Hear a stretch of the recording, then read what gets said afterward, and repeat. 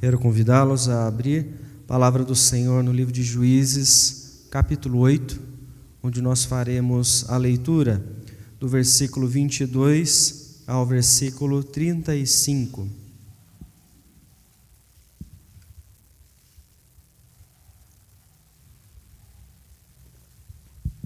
Livro de Juízes, capítulo 8, vamos ler do versículo 22 ao versículo 35.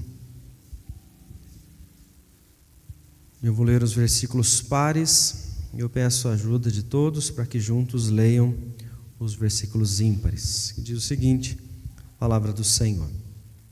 Então os homens de Israel disseram a Gideão: domina sobre nós, tanto tu como o teu filho e o filho de teu filho, porque nos livraste do poder dos midianitas.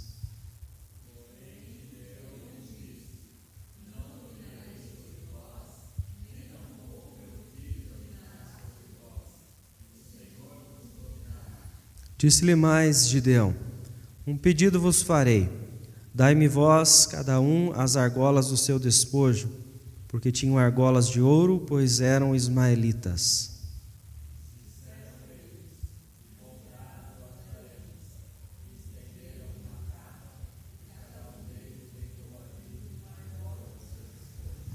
O peso das argolas de ouro que pediu foram 1.700 ciclos de ouro, afora os ornamentos em forma de meia-lua, as arrecadas e as vestes de púrpura que traziam os reis dos midianitas, e afora os ornamentos que os camelos traziam ao pescoço.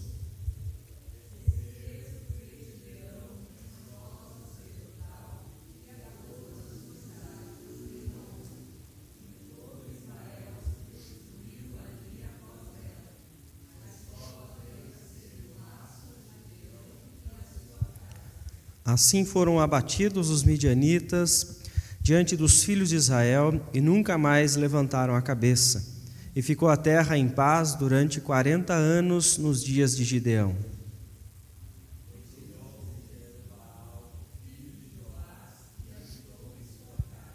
Teve Gideão 70 filhos, todos provindos dele, porque tinha muitas mulheres.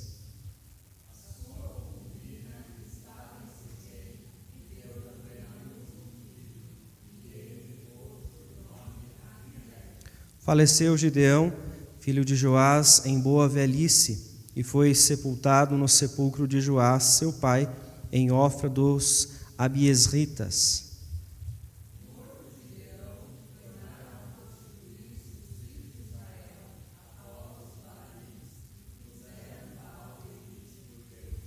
Os filhos de Israel não se lembraram do Senhor seu Deus, que os livrara do poder de todos os seus inimigos ao redor.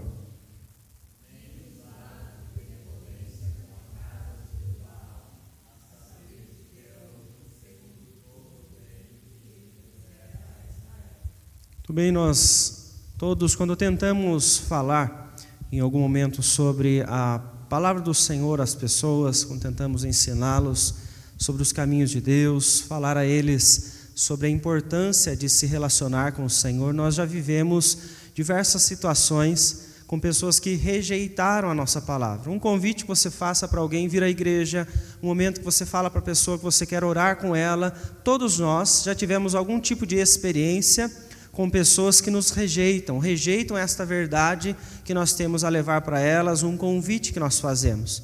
Mas isso muitas vezes é por argumentos. A pessoa, ela te questiona sobre o que você crê, ou ela afirma a doutrina que ela entende, porque ela foi ensinada assim. Ela tem uma fé, ela tem uma religião, e por isso ela tem os seus argumentos que fazem com que ela rejeite aquilo que você tem a oferecer. Então é algo até certo ponto pacífico. Mas existem alguns vídeos na internet que você pode encontrar de pessoas agressivas, pessoas que estão iradas, pessoas que saem gritando pelas ruas, porque uma ou outra pessoa começaram a falar sobre Jesus Cristo. Pessoas começam a falar sobre a verdade do Senhor. E o que eu me questiono então sobre essas posturas é por que essas pessoas chegam a reagir desse modo. O que é que leva alguém a ficar tão irado ao ponto de sair gritando na frente do outro para que ele se cale, para que ele pare de falar sobre Jesus naquela rua, naquele bairro ou daquela forma? E a resposta é única. É porque aquilo que aquela pessoa está dizendo está incomodando aquele coração. Aquilo que aquela pessoa está falando sobre Jesus está incomodando aquele que está vivendo em trevas naquele instante. Isso é muito comum. Todas as vezes que alguém se levantar para falar sobre o Senhor, todas as vezes que você se levantar para tentar até confrontar alguém com a verdade, você vai ver a reação dos pecadores, que com a sua ira contra a verdade vão tentar esbravejar, vão tentar então falar alguma coisa. É aquela velha ilustração que nós sempre falamos sobre a luz. Logo de manhã você está durante a madrugada inteira vivendo ali no escuro, está ali descansando, e no primeiro instante, se alguém abre a janela do seu quarto, entra um feixe de luz no seu rosto, você incomoda com aquilo. Você se incomoda com aquela luz porque você não estava acostumado com aquele ambiente. E é exatamente isso que a palavra do Senhor faz ao coração daqueles que nos ouvem. É aquele que está em trevas, e ele recebe a luz da verdade, e isso incomoda então o seu coração, incomoda por saber que Cristo Jesus então é a verdade. E isso você vê não só no nosso contexto de forma mais tranquila, mas você vai vendo quanto ao longo do mundo inteiro você vai ver opressões maiores, perseguições cada vez mais difíceis de serem vencidas em outros países, porque a verdade, quando é dita, ela incomoda. Mas nós vemos isso como tentativas. São tentativas que as pessoas estão criando para tentar escapar da verdade que está sendo dita para elas, da verdade que existe. Porém, nós vamos afirmar com o texto da palavra do Senhor hoje que o nosso Deus é aquele que governa sobre o seu povo. Quando você vê a história de Israel, você observa então que Israel ele passou em diversos momentos tentando fugir dessa verdade de Deus. Ele ouvia a verdade do Senhor e muitas vezes reagia cometendo atrocidades, pecando contra o Senhor. Essa é a história de Israel. Em vários períodos eles se afastam, mesmo sabendo da bondade, mesmo sabendo dos cuidados do Senhor. Não é diferente nesse momento de Juízes. Quando o texto começa a falar para nós da história de Gideão, você encontra então um povo que havia se esquecido dos feitos de Deus. Então nós temos aqui uma geração que esqueceu do Senhor e que Deus começa levantando Gideão para restaurar esse povo que agora está vivendo em opressão. Gideão faz parte dessa sociedade. Então Gideão também tem um coração que havia esquecido de Deus e estava então em pecado. Então ele passa por um processo de restauração. Deus está trabalhando no coração tanto de Gideão, quanto está trabalhando no coração de todo Israel, a quem ele vai passar a liderar para vencer os medianitas. A batalha acontece, nós já estudamos algumas quartas-feiras, ao longo de todo o início dessa história. O Senhor então ordena que o exército seja diminuído, ele sai então de um número de mais de 10.000 para 300 homens. E eles vencem os medianitas, graças à liderança de Gideão, mas acima de tudo, ao poder e à fidelidade de Deus.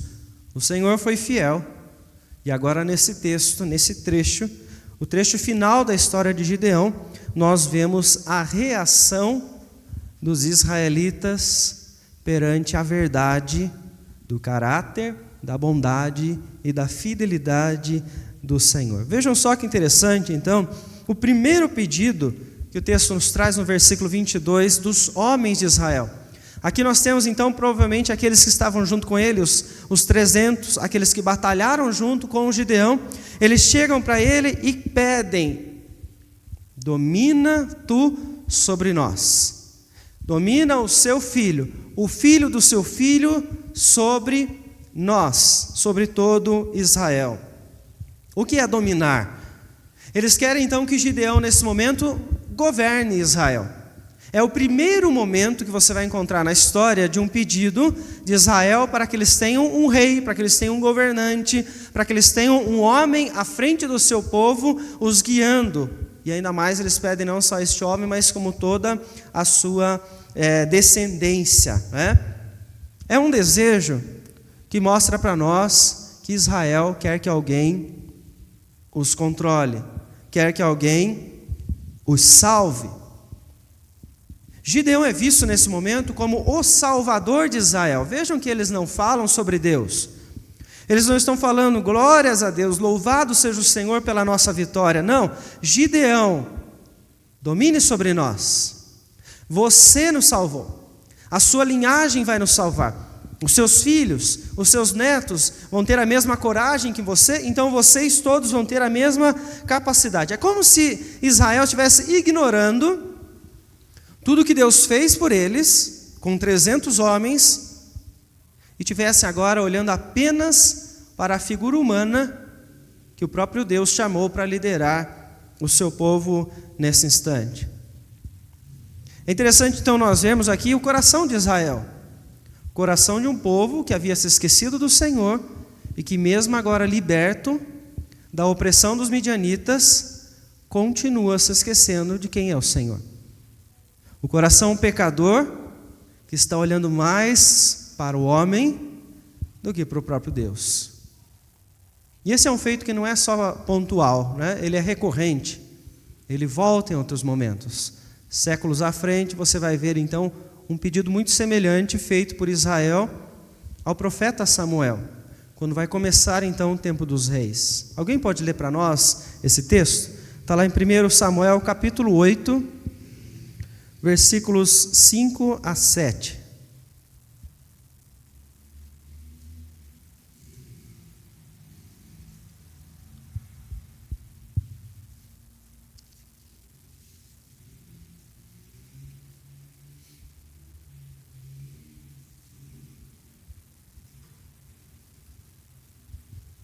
Quem achar primeiro pode ler para nós, por favor. 1 Samuel 8, dos 5 ao 7.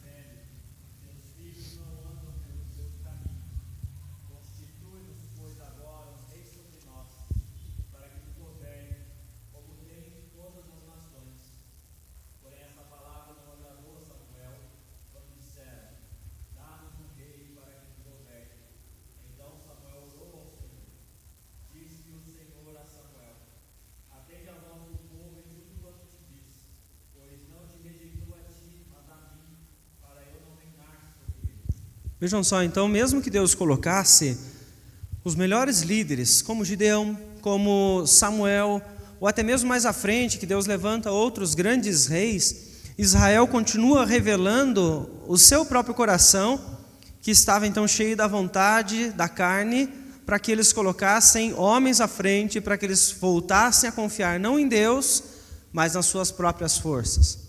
Quando você vê a história de Salomão, vou falar Saul mais uma vez, de Salomão, você vê que ele foi um rei muito poderoso, né? Salomão se torna então o homem mais rico, o homem mais sábio e mais poderoso, né? Sendo glorificado inclusive pelos líderes que estavam ao redor de Israel. Mas ainda assim, homens que falharam, como Salomão, que passou então a adorar os deuses daquelas mulheres com as quais ele se envolveu. Então, em muitos momentos, Israel passou a olhar mais para aquilo que trazia segurança momentânea para os homens, para aquilo que eles podiam ver, do que então olhavam para o Senhor. Você já pensou que eu e você fazemos isso em alguns instantes? Nós encontramos caminhos que nos trazem conforto. Nós encontramos estratégias que nos trazem segurança e que nos fazem então deixar a bondade de Deus, a fidelidade de Deus toda de lado, para nós começarmos então a confiar nas nossas próprias forças. Você consegue imaginar alguma coisa que as pessoas então começam hoje a olhar, que traz para elas tranquilidade e segurança?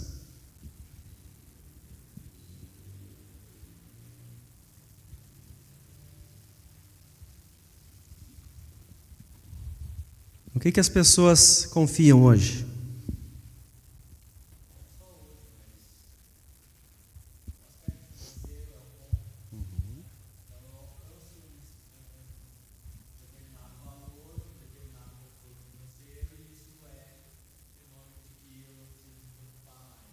Segurança, né?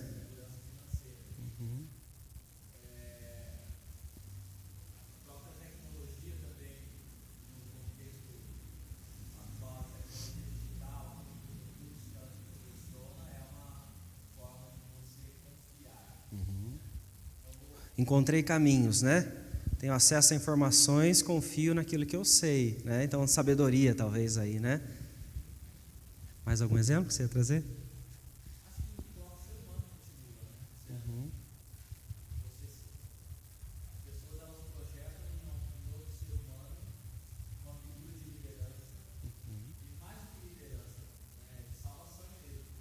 Isso.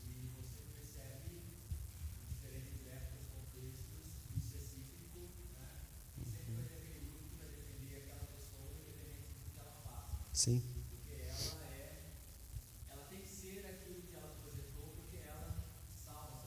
Sim.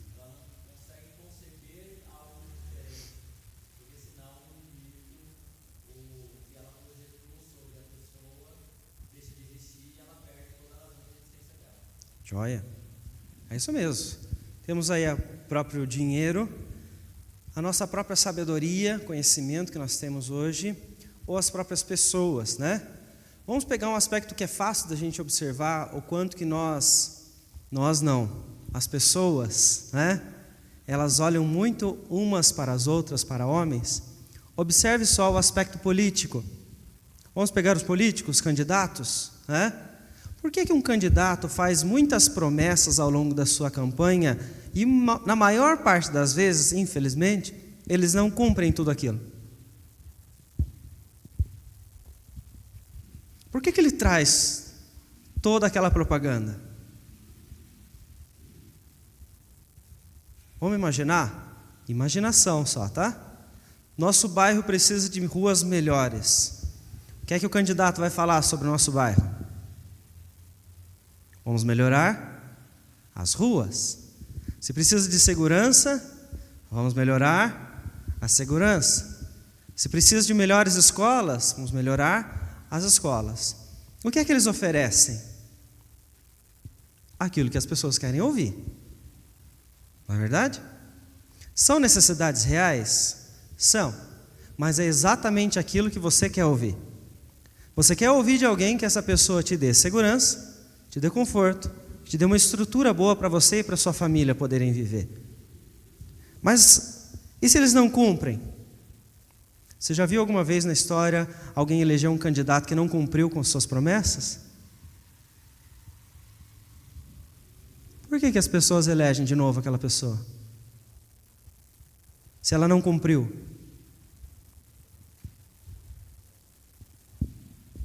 Por quê?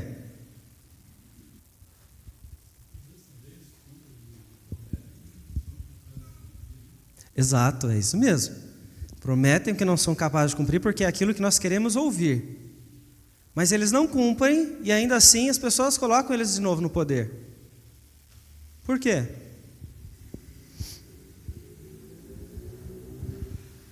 E aí nós estamos falando de qualquer nível, tá? Seja vereador, prefeito, governador, presidente.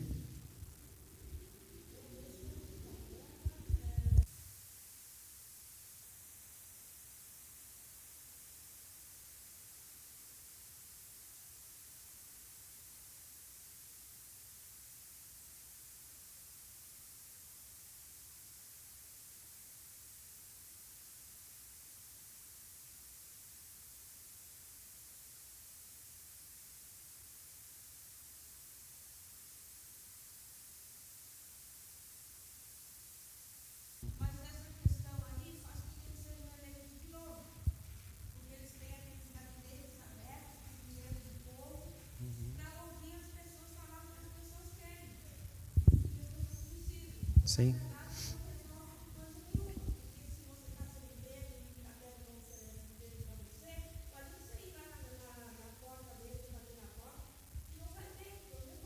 Uhum.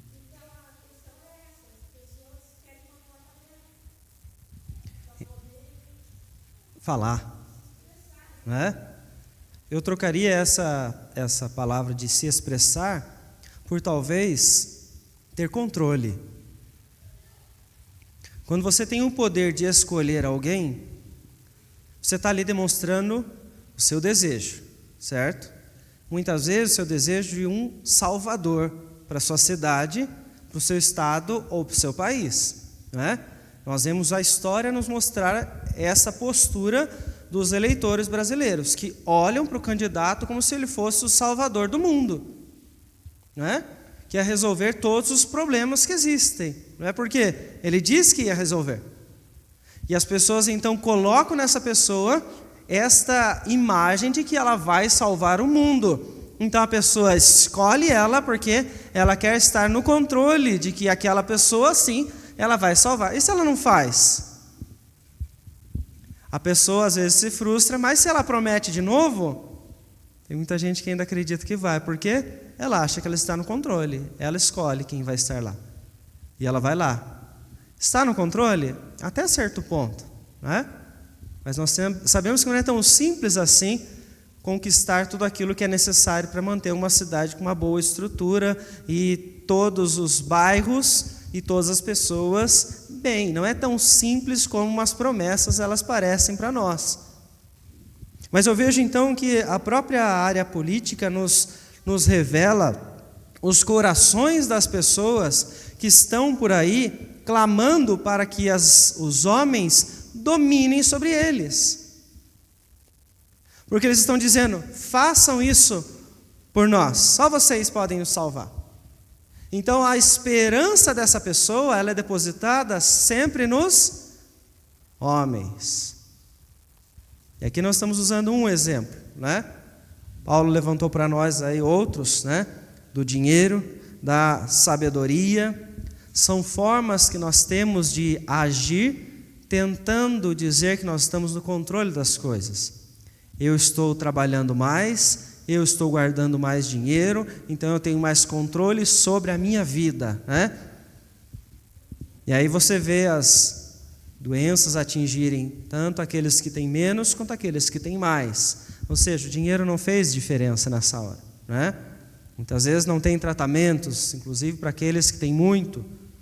Ou seja, ele não tem controle, mas ele acha que tem. E isso é muito importante nós então reafirmarmos, porque nesse texto nós vemos Israel pedindo isso a Gideão. Eles esquecem de Deus e eles falam, Gideão, domine você sobre nós. Como se aquele, o mais recente que havia então lutado contra os inimigos que venceu, ele fosse agora capaz de salvá-los para todo sempre. Mas o Senhor governa sobre o seu povo, ainda que eles exijam o domínio dos homens sobre suas vidas. Ainda que as pessoas olhem para os homens e elas confiem neles, ainda que as pessoas olhem para o dinheiro e confiem no dinheiro, ainda que as pessoas olhem para todo o seu conhecimento e confiem nisso como uma área de conforto, Deus continua governando, continua sustentando, continua, portanto, livrando o seu povo. E é interessante que para tentar distrair Israel das suas reais intenções, Gideão faz a eles um pedido. Eles estão vindo a ele para pedir que ele domine, e ele devolve para eles dizendo que não vai dominar, e ele faz então um pedido para eles no versículo de número 24. Qual é a distração que Gideão cria para o povo nesse momento? Alguém pode dizer para nós? A partir do versículo 24, aí é 25, 26. Qual distração você acha que ele acabou de criar?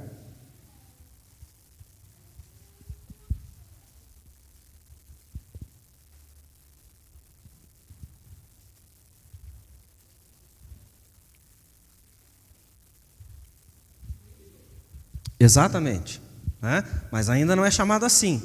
Tá? Nós vamos chegar lá porque isso já está sendo dito para nós no versículo 27. Mas Gideão, para responder a eles e distraí-los da verdadeira intenção do seu coração, porque ele fala assim, não, eu não quero governar sobre vocês, o Senhor vai dominar sobre vocês. Aí ele vira para eles e pede, me deem todo o ouro que vocês coletaram, uma argola de cada um, porque como ismaelitas, a história então traz que é provável que eles tinham argolas de ouro.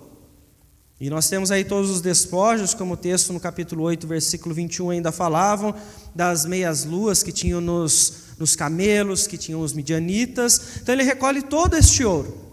E com este ouro, nesse momento, ele constrói uma estola sacerdotal. A estola sacerdotal era então uma vestimenta usada pelo sacerdote para que ele pudesse buscar a presença do Senhor e servir ao Senhor. Mas imagine então esta estola sacerdotal agora ser construída com todo o ouro que Gideão acabou de recolher. Ele guarda aquela estola na sua cidade, em Ofra, e isso traz então, diante de todo aquele povo, a verdadeira intenção que Gideão tem em seu coração. Porque ele fala que não quer governar sobre Israel, mas quando ele pede para eles o ouro, a resposta é imediata: nós não vamos pensar, nós vamos entregar para você. Então isto é controle, isto é domínio. Ele continua então dominando, governando sobre Israel e tendo uma boa quantia de ouro que só os governantes poderiam ter. Então no coração de Gideão, na verdade, está o desejo de governá-los, de continuar sendo líder, de continuar a estar à frente daquele povo. Então ele cria uma estratégia, ele cria uma forma então de mostrar para eles: não, eu não quero, né? É uma falsa piedade, ou uma forma de piedade que ele traz, porque ele diz assim: o Senhor é quem vai dominar sobre vocês, me deem as suas argolas para que eu construa uma estola sacerdotal, como se ele estivesse direcionando este povo para o Senhor, quando na verdade ele está apenas camuflando a verdadeira intenção do seu coração. O que nós sabemos que é impossível de ser escondido do próprio Deus. O Salmo 139, versículos 23 e 24, nos mostram Davi com este reconhecimento, pedindo ao Senhor então que mostre as intenções do coração. Alguém pode ler para nós, por favor? Salmo 139, 23 e 24.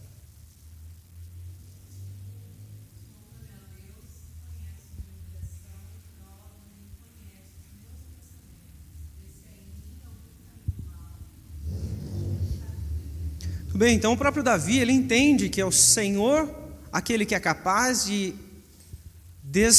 desnudar, né, tirar ali toda a certeza de quais são as intenções do coração e pode guiar então para o caminho eterno. É dessa forma que o próprio Jesus reforça o conhecimento de Deus sobre aquilo que está no nosso coração. Por mais bonita que pareça então a nossa intenção, o texto de João, capítulo 2, versículo 24, fala isso, que Jesus, então, ele conhecia todos aqueles que estavam ao seu redor, ele sabia a intenção dos seus corações, por mais que fosse uma grande multidão, ele sabia quem eram os discípulos verdadeiros e quem eram aqueles que estavam camuflando a intenção do coração em segui-lo, parar para ouvir, ou até mesmo ter algumas atitudes de piedade.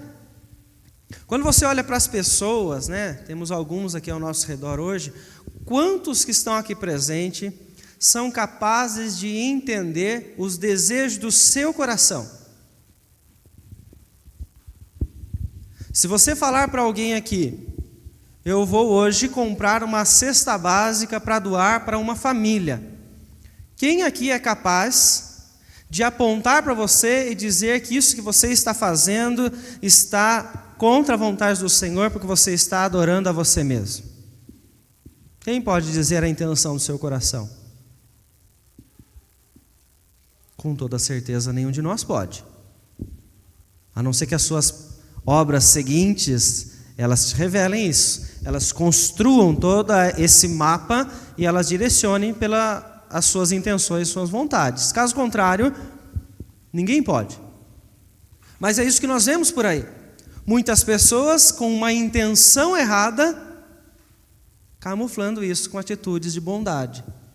Não estou dizendo que não devemos ter atitudes de bondade, mas é que essa é uma estratégia de um coração pecador que quer adorar a si mesmo, para fingir para as pessoas que ele não quer dominar, que ele não quer controlar, que ele não quer governar sobre nada, assim como Gideão estava fazendo. Nós vemos muitas pessoas fazerem isso, né? Quantas religiões incentivam os outros a ser caridosos, né? Vou trocar a palavra misericórdia por caridade. Ser caridosos para quê? Para alcançar um pedaço do céu para poder conseguir a salvação. Se eu não for caridoso ao longo da minha vida, Deus não me salvará. Então isto é uma forma falsa de piedade, porque eu faço como se fosse para Deus, mas na verdade é para mim. Então essas doutrinas, esses ensinos distorcidos, eles não brotam das influências do mundo, eles brotam do coração. E o coração tenta camuflar isso com estratégias, né? Não, eu vou pegar a argola de vocês, vou construir uma estola sacerdotal. Olha que bonito, Deus mandou fazer, então eu estou mandando fazer para que vocês achem que eu amo a Deus, que eu estou servindo ao Senhor, para que vocês também o sirvam. Mas qual é o resultado disso? Aí que a Michelin já falou para nós. Os israelitas viram aquilo, e aquilo foi como ruína para eles, porque os levou a olhar como um ídolo. Eles passaram a amar aquela estola sacerdotal feita de ouro.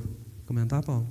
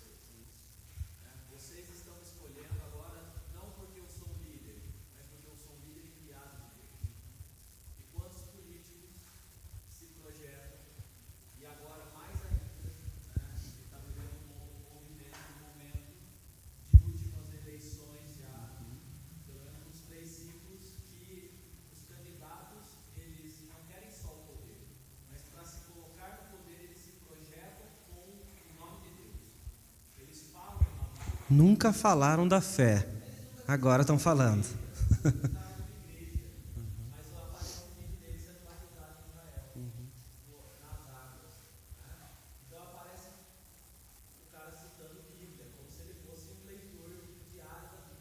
Sim. E aí a gente vai para uma situação pior. E aí, se você acompanhar a história, né, das igrejas neopentecostais, essa relação da política com as igrejas, ela já vem de umas 3 décadas. E era inicialmente de rádio. Pipocava a rádio, às vezes rádio pirata, mas vinculada àquela igreja. E aí logo depois disso, onde aquela pessoa, o radialista, ele fazia fama, vinculado à igreja, ele se projetava para ser vereador. E isso se tornou uma estrutura que a gente já tem deputados, a gente já tem partidos de igrejas, então o partido é daquela igreja. O candidato é daquela igreja, aquela igreja acaba sendo motivada a ele, né?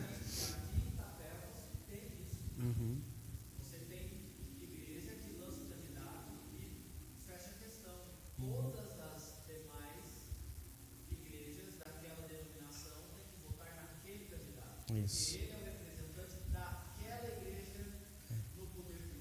É como se eles tivessem o controle de colocar um representante de Deus num lugar nas trevas, vamos dizer assim, né?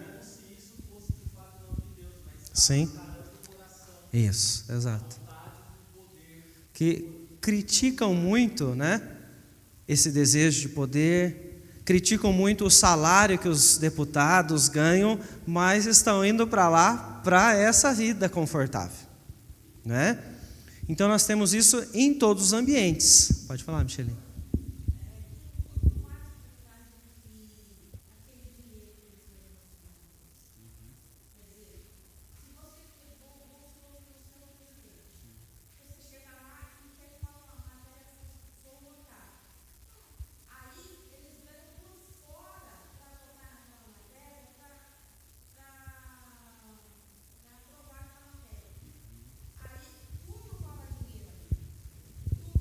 Então, o que é pior nisso? Aham.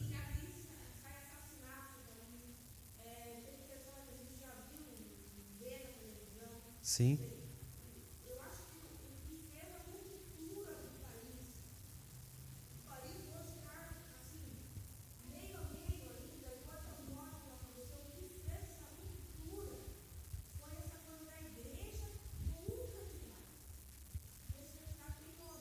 Uhum.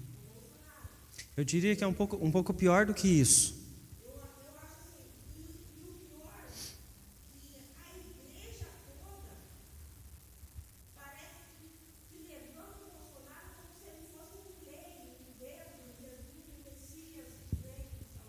Aham.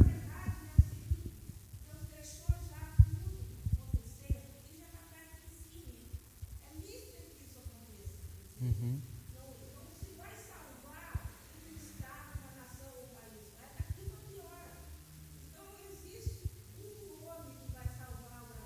Uhum.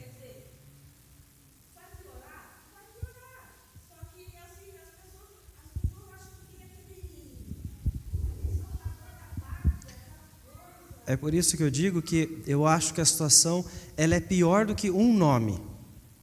Porque não nos importa.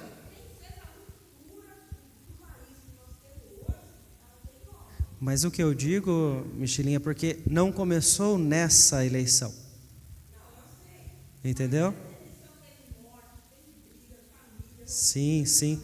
Mas se você volta à história, isso não é de hoje. E o problema maior, como eu digo, não é o nome de um candidato. Porque tanto direita quanto esquerda, quanto centro, o problema é o coração. É camuflar no coração a verdadeira intenção, que é adorar a si mesmo, que é adorar o seu dinheiro, o seu poder, o seu conforto, né?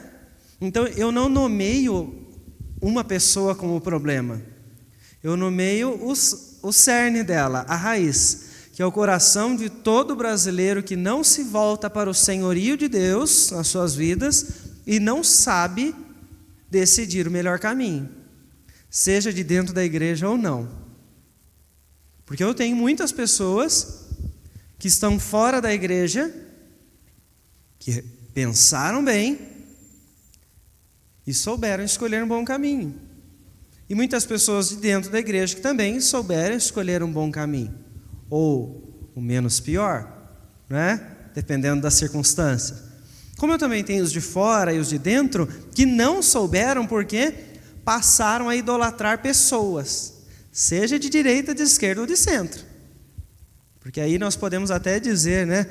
Ah, mas a igreja fez a imagem dele. Não, a igreja também defende a de outro.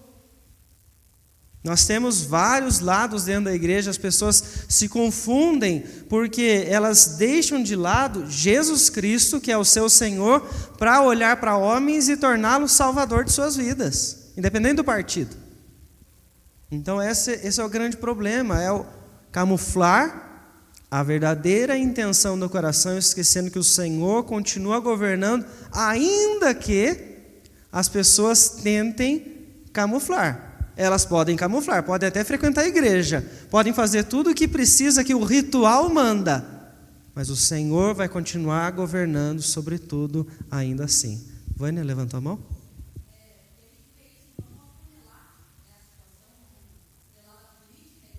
Uhum.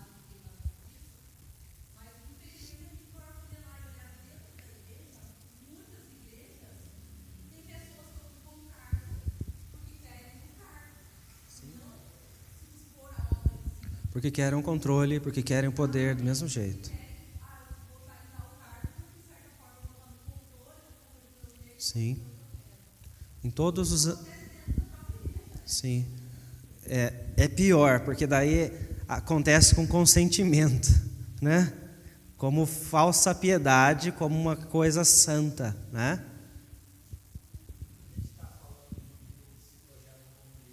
Uhum. Sim. Uhum. não questionam o ouro que é pedido a eles, né?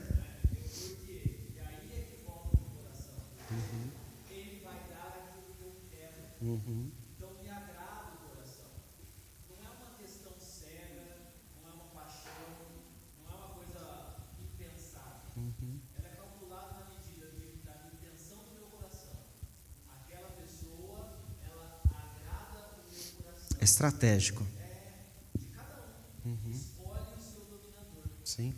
Então, ao decidir por Lula, por Bolsonaro ou por outro, para falar do cenário nacional que a gente teve, muitos eles fizeram uma escolha, porque este fala ao meu coração. Isso. Ele é o meu salvador, porque ele vai salvar com as intenções que eu tenho no meu coração. Isso. Tudo que eu acho que deve ser usado para salvar. E em tudo isso, eu volto à perspectiva inicial que eu falei sobre controle. Por que as pessoas nas ruas elas fogem de quem fala sobre Cristo? Porque você está confrontando elas com a verdade. E ao momento em que elas rejeitam a verdade, elas estão dizendo para Deus: nós não queremos o seu controle sobre nós. Assim como fez Israel agora, assim como faz Israel no tempo de Samuel, e o próprio Deus fala para Samuel: eles não estão rejeitando a você, eles estão rejeitando a mim. Então, quando as pessoas olham para homens, olham para dinheiro, olham para seus bens, olham para qualquer coisa, e elas projetam essa salvação nisso, elas estão dizendo: Senhor, nós não queremos o seu governo sobre nós, nós queremos controlar as coisas. Esse é o coração do ser humano, que quer controlar tudo como se ele fosse poderoso o suficiente, sábio o suficiente, para saber que aquele caminho vai ser o melhor, que daquela forma, com aquela quantidade, com aquela pessoa, ele vai conseguir então a salvação que ele tanto quer, que nada mais é do que uma vida como ele planejou, né? Não está nem pensando no outro, não quer nem saber se o outro vai ficar bem ou não, é ele. Às vezes não é nem na família, a família tem divergência de pensamento, ele não quer saber da família, ele quer saber dele, é do coração dele. Esse é o coração do pecador. Pode falar, Michele.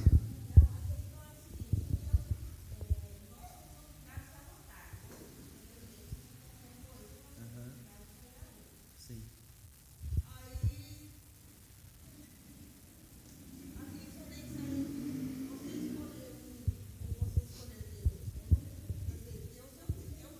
Certo.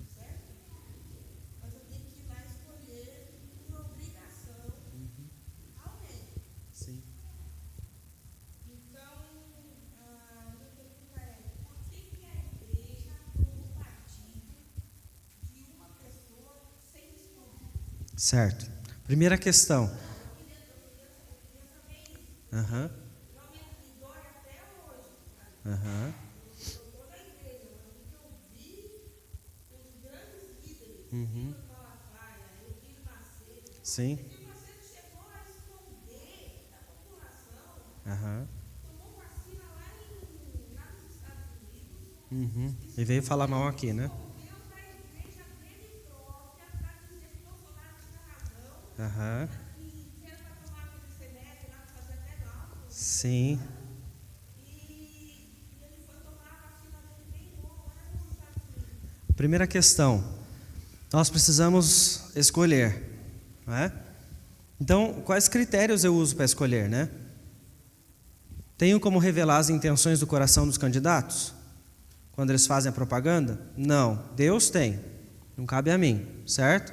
Então, quais os critérios que eu tenho que usar para escolher? Eu olho para a palavra do Senhor, os critérios que agradam a Deus, analiso conforme aquilo que agrada a Deus, o que a pessoa vai fazer. Vou achar um candidato perfeito? Não, mas eu preciso examinar e eu preciso escolher. Cabe a mim eu julgar e eu entender que aquilo lá vai ser melhor. É, como eu disse, uma certa forma de dizer: eu estou ainda no controle, mas não é. Eu tenho que entregar ao Senhor e dizer: esse daqui é aquele que eu entendo que se encaixa nas qualidades que a palavra nos traz.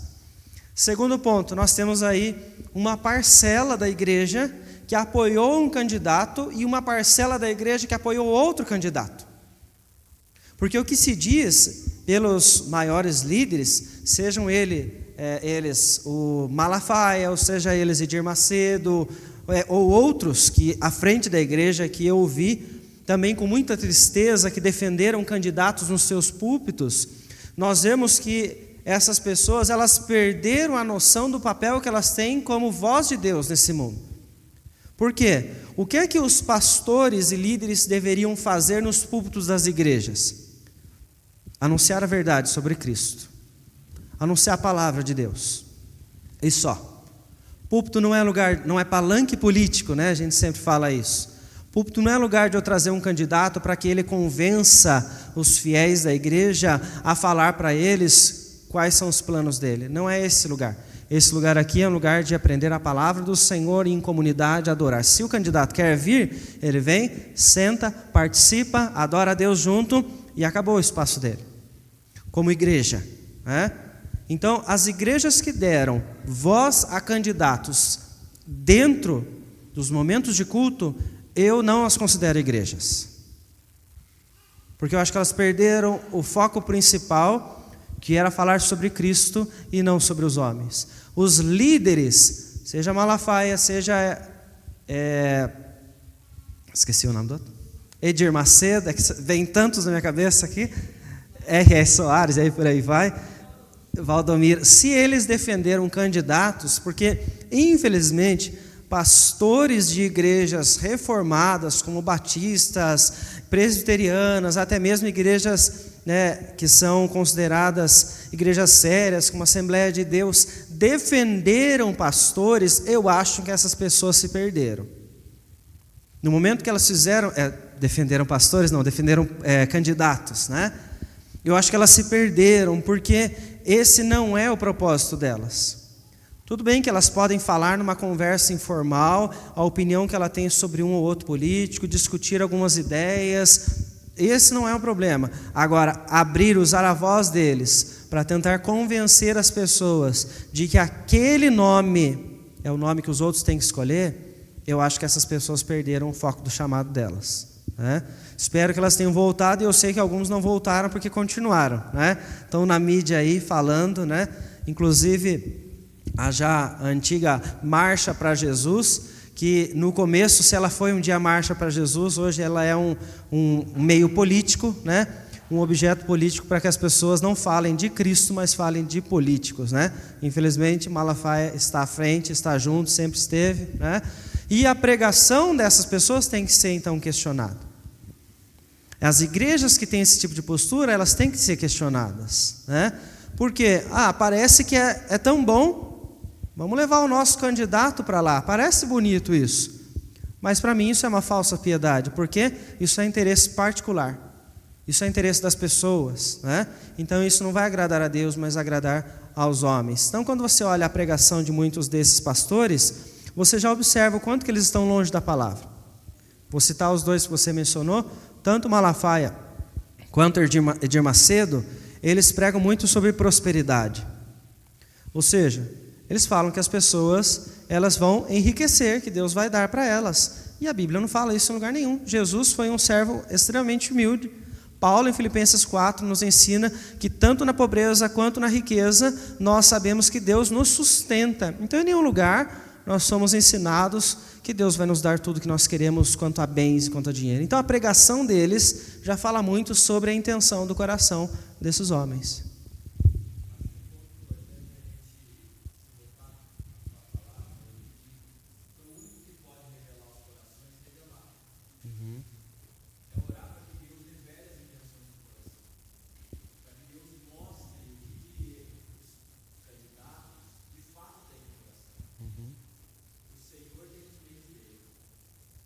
Sim. Então a gente não está falando como que Deus vai fazer com que as coisas se revelem. Isso pertence a Deus. Sim. O que nos cabe é depender dele e entender que ele é capaz de mostrar os reais interesses e desejos de cada coração. Eu acho que uma das questões é consequências. Eu acho que as próprias consequências das decisões das pessoas já é uma forma de Deus usar para mostrar qual era a intenção dos corações. Nós chegamos hoje, nesse momento, analisando o passado e entendendo por que aquele pessoal fez isso. A consequência é extremamente negativa para a igreja, para o cristão que defendeu de forma ferrenha, como se aquele ou aquele candidato fossem o salvador do mundo, né? Não é nem do país, é do mundo, como se aquela pessoa fosse fazer tudo que eles querem. Então as consequências, elas já vêm. O nome dessas pessoas que os defenderam, eles perderam credibilidade, né? E o que acontece com Israel, na continuação do texto, como na própria proposta do Paulo de olhar para, não só para a liderança, mas para o povo, né?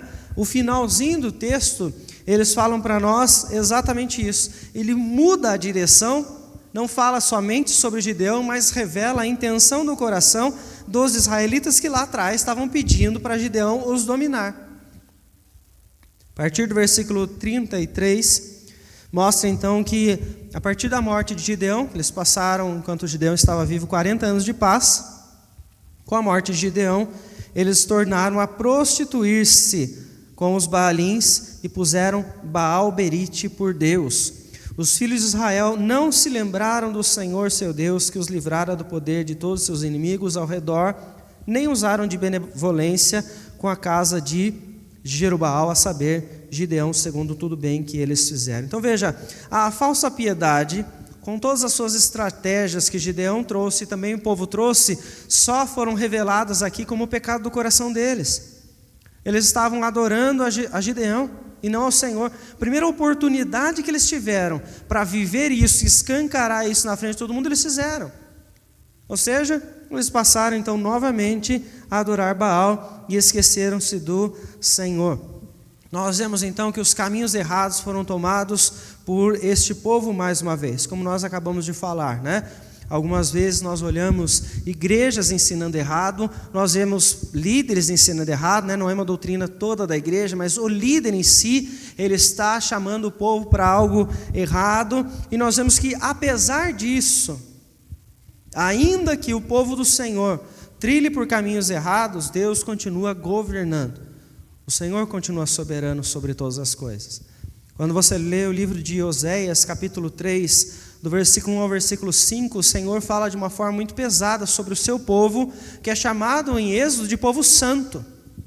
Ele chama em Oséias o povo santo de prostituta. Por quê? Eles estão se prostituindo com os outros deuses, ou seja, estão se vendendo para fazer aquilo que lhes agrada.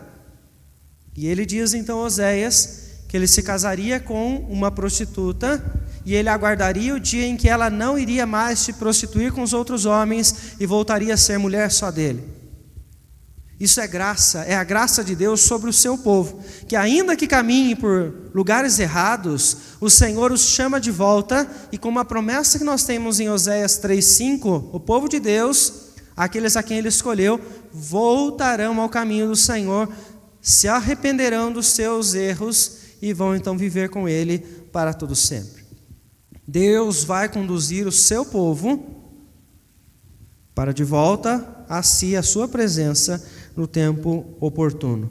Tito capítulo 2, última leitura dessa noite, versículos 11 e 12, nos mostra como ele faz isso. Alguém pode ler, por favor? Novo Testamento, carta de Paulo a Tito, capítulo 2, versículos 11 e 12.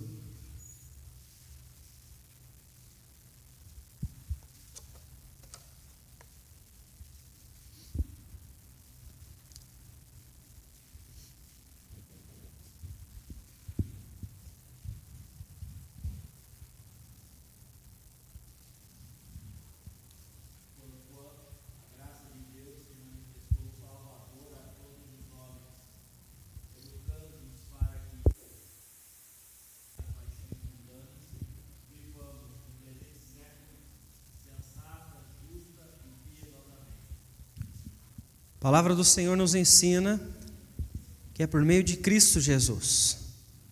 A graça de Deus se manifestou salvadora a todos os homens. O único Salvador que nós temos é Cristo Jesus. E é através dele que nós estamos sendo educados pelo Senhor, o seu Espírito, para vivermos para o Senhor, abandonando todas as paixões do nosso coração.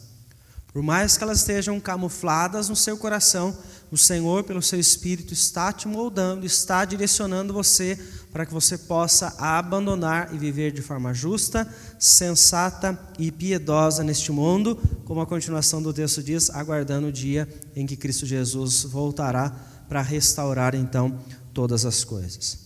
Quem de nós, apesar de nós tentarmos camuflar pela vontade de escapar da verdade de Deus ou escapar do governo de Deus, consegue fazer? Quem é capaz de fugir da presença do Senhor? Quem é capaz de ter maior conhecimento do que Deus? Quem é capaz de ter mais poder do que o Senhor? Davi, quando ele compreende que ninguém é capaz, ele se submete a Deus e ele diz no final do capítulo 139 dos Salmos, versículos 23 e 24, que nós fizemos leitura: sonda o meu coração e vê se há em mim algum caminho mau e guia-me pelo caminho eterno.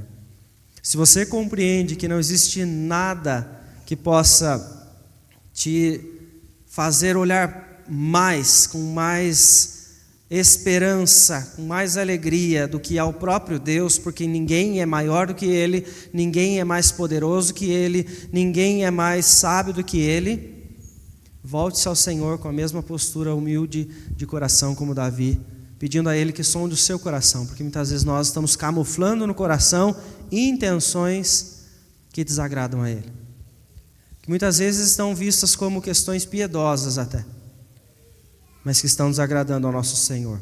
Jonas, quando tentou fugir da presença de Deus, Deus criou uma tempestade para que ele pudesse ser lançado ao mar e assim engolido pelo grande peixe, para que o Senhor o levasse de volta para a cidade onde ele deveria levar a verdade do Senhor.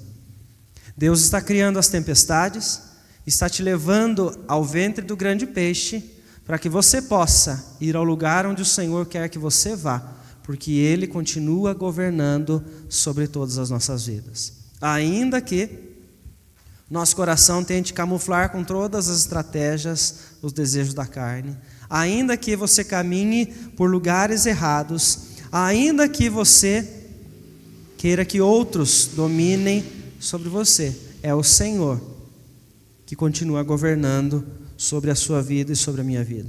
Ele nos direciona, Ele nos sustenta, Ele é quem está nos livrando todos os dias para nós podermos então viver de forma confortável, para nós vivermos protegidos, para nós vivermos saudáveis. E o Senhor é aquele que cuida hoje e que por meio de Jesus continuará cuidando, direcionando as nossas vidas para toda a eternidade. Meu conselho pela palavra do Senhor, que não fez Gideão e não fez o povo de Israel naquele tempo, é: não ignore a verdade do Senhor. Não ignore a palavra de Deus, por mais que ela te incomode. Se essa luz está brilhando em você e ela está incomodando, ouça com atenção e volte a Cristo Jesus. Coloque os seus pecados na cruz de Cristo e clame por perdão. Acolha a palavra e obedeça, que o Senhor te guiará pelo caminho eterno para que você o honre com toda a sua vida. Vamos nos colocar em pé, mais uma vez, para nós cantarmos o hino 200.